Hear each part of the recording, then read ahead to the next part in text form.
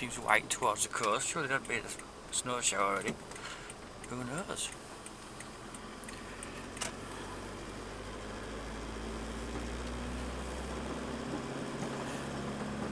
I think it's just frost. I didn't think for a minute there'd been a snow shower, but I did wonder. It looks whiter up to the side of Castleton. Now it's been a bit misty down there.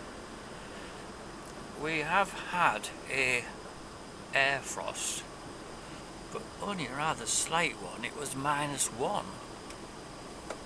Well, maybe -1.1, something like that. I'm not sure. To be honest, I should have checked it again.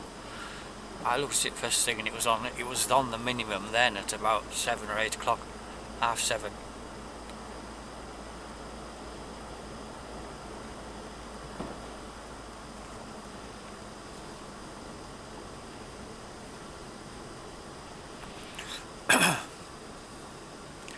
I mean, in theory there won't be much ice because the roads were dry, but because they've salted it, the roads look damp, and there are odd places where there's water running out and things, because they've been absolutely diabolical at doing any sort of drainage works for so many years now that there basically isn't any drainage,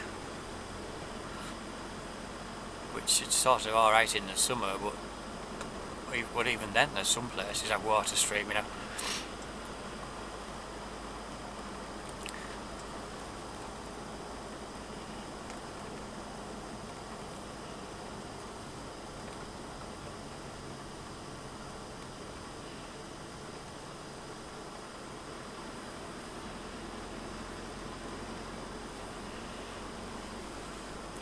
So we're off to Russup again. I think this is my third load, and I only got 10 because, to be honest though, since about 2 weeks ago, shortly after they were last in, they started to get a few got mucky bums, and in other words they wanted worming, and I'd say maybe 15 of us of them have mucky bums or had mucky bums that have dried up, and they have lost a bit of weight. I wasn't shocked, but I wasn't really surprised at all because I saw they had this problem. I got 10, but it was a bit of a struggle, and I've got 2 quite good cool yows in. One of them previously was Alec Thompson's, which didn't surprise me, but I didn't realise it was, so I got it, just checked the ear tag this morning.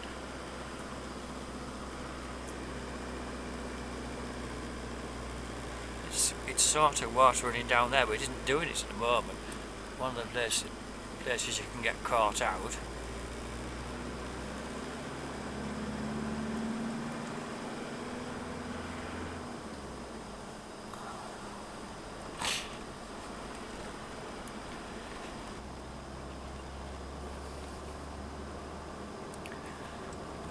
Lovely. I don't like coming through here before 9 because there's blooming school. It's nearly past now though. It's still quite early.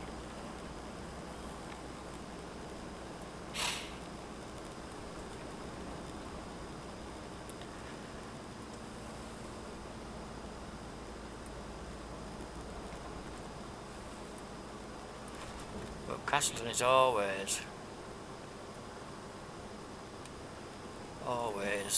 congested.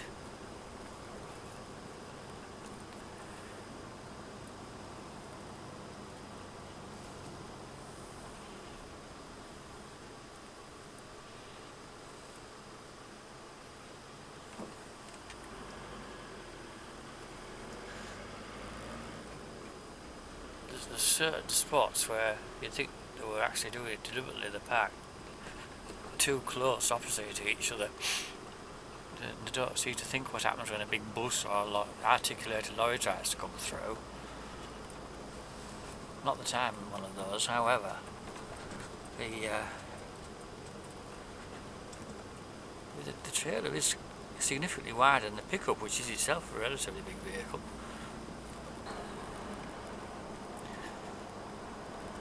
Anyway, I suppose since tomorrow is Tuesday the 19th, I should have some sort of comment on the political shenanigans. For those outside, I know some people watch this who aren't in the UK. The recently elected Labour government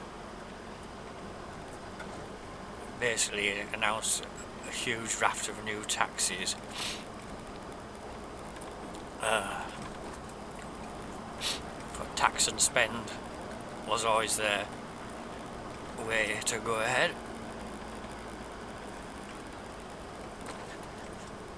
And one of the major, well, it isn't really a major income source, but it's quite a minor one, but devastating really to those affected, was the new 20% inheritance tax on farmland, which has always previously been, farms in general, which had always previously been exempt. There is £1 million threshold. It sounds a lot to an average person perhaps, but it's absolutely nothing compared to the value of even a medium-sized farm. Because a typical farmhouse is probably quite a big house with some nice outbuildings and a paddock right by it, so that's worth $1 million before you start. Obviously that's partly a house is treated differently. But anyway, it doesn't matter how they dress it up. Probably 70% of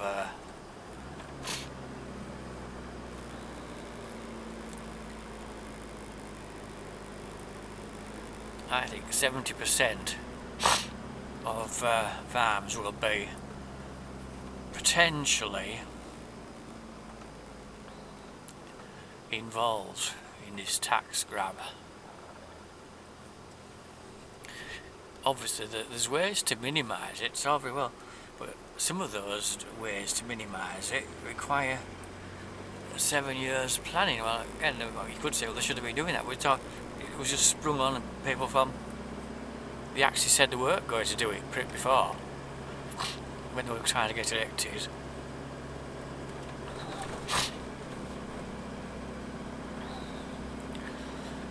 So tomorrow there's a big protest about it. I think eventually, they will relent to some extent. I think we'll increase the threshold. But to say 5 million, it really ought to be more like 10 million, frankly. Because a lot of bigger commercial farms are easily into that. So it's not, to be fair, it can realistically say, well, there aren't that many affected. But if you are affected, is that absolutely unmanageable? Because say you had a fairly average farm cost value is somewhere between £2 and £3 million. Some people are saying, well, most of that won't be affected, but even if it's say $1 million, which is quite realistic, is affected, the tax bill for that is hundreds of thousands of pounds. Well, people don't have that money laid about, do they? They've invested in the farm. Or, then the income. So it's a figure we worked out and managed about. I mean, it's obviously just a generalised figure. That a typical farm would have to pay 159% of its profits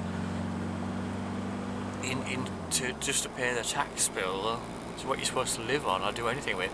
In other words, it's completely unrealistic. They'd have to sell. But that's just not right, is it? Really? If there's going to be a tax, you could just take. Okay, there's a tax, but a tax that just destroys what it's taxing is plain wrong, no matter what it is.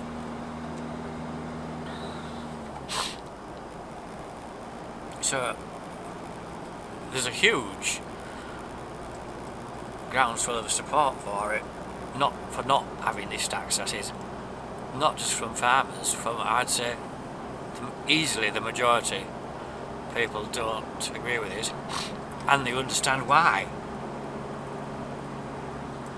And also, I mean, they put a similar tax on businesses in general, which is equally evil, really. That was not, again, it's just sprung out of the blue, and they've suddenly got to find, a lot of, such as Nobles at Whitby. I don't know a particularly good example, But they must be, 5-10 million. So if that was suddenly had to change hands, they're going to have to pay like £5 million tax or so. Maybe not. It's an unrealistic amount. That just destroys the business. Is that really what they want to do? Well, you think they must be. Why else do it? But then, to be perfectly honest, what really worried me on Julie, because I ain't planning on inheriting anything or dying just yet, but the other thing is springing on us. In January, a fertiliser tax, which nobody knows how much. If it's going to be £50 a tonne, that doesn't sound too bad, but it could be £150 a tonne, apparently.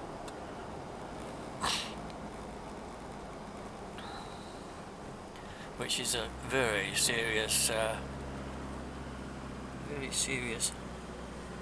extra charge just out of the blue, and that's supposed to be a carbon tax to reduce the amount of fertiliser you use.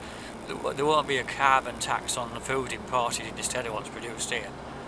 So what's the purpose of that then? Just to export food production?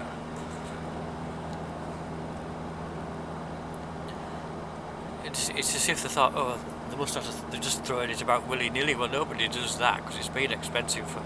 It's always been an expensive input. And in recent years it's been very expensive. It's just slightly less again this year. Has been. But it's still higher than it historically has been.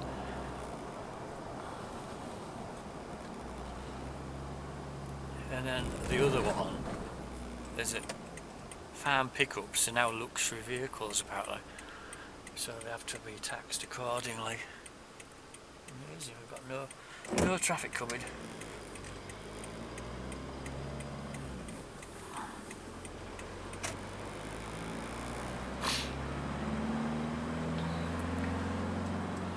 So they can't see the difference between somebody using a pickup on a farm and somebody buying it to show off or something. And so what are they proposing you use instead? Well, there are four-wheel drive cars that could tow a reasonable amount, but they fall into the same category of being luxury vehicles. And it's a very substantial additional tax, especially when you buy the first year. However, in the first year, there's a huge extra road tax to pay, and then there'll no doubt bump up the standard road tax anyway. It's already too much. And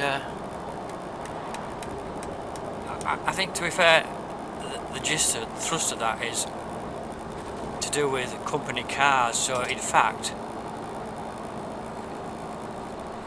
depending on how it's I think there may well be somewhere around it that might not be quite as bad as it first seemed, but the result will be less pickups being sold, the double cab pickups like this one, and then less coming up in the used market at 3-year-old or whatever, which the farmers might be buying when they've already lost a lot of money, depreciated quite a bit, so they're more affordable and you don't mind too much if you cover them in poo.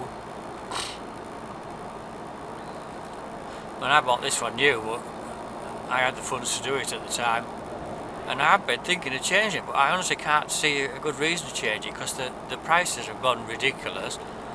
This one was about £25,000 when it was new, which seemed a lot at the time, but now to get a comparable one, it's not the cheapest one, but it'd be about 45,000. That's if I start adding these extra fees on.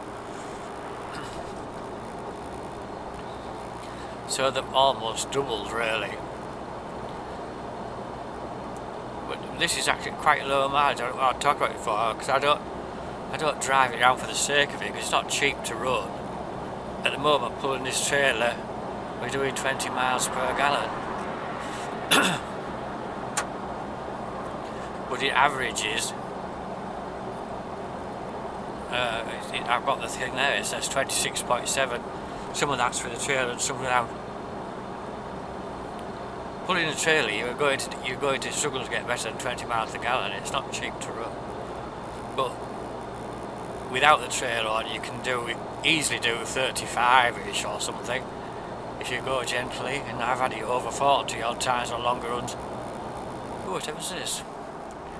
Looks like part of a fun fair or something. It's tall, isn't it?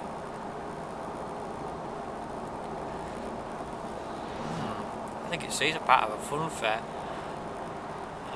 Have they had, is it Scarborough Fair just been? They've been packing up for winter about now, maybe.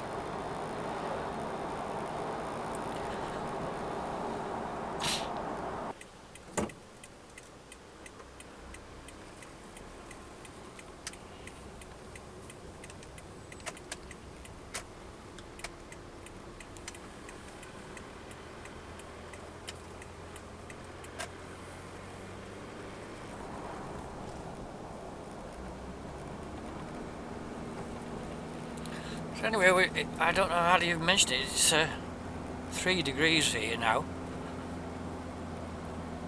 So much warmer than home.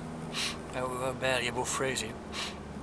And tomorrow it's going to be snow showers most days. While it caused some problems, no doubt. At this time of year, it isn't like it was going to be snowy for weeks, is it? You can sort of enjoy it to a point. The first bit of snow is always rather special, and it can be near freezing as well, so proper snow, not just some soggy flakes in the rain.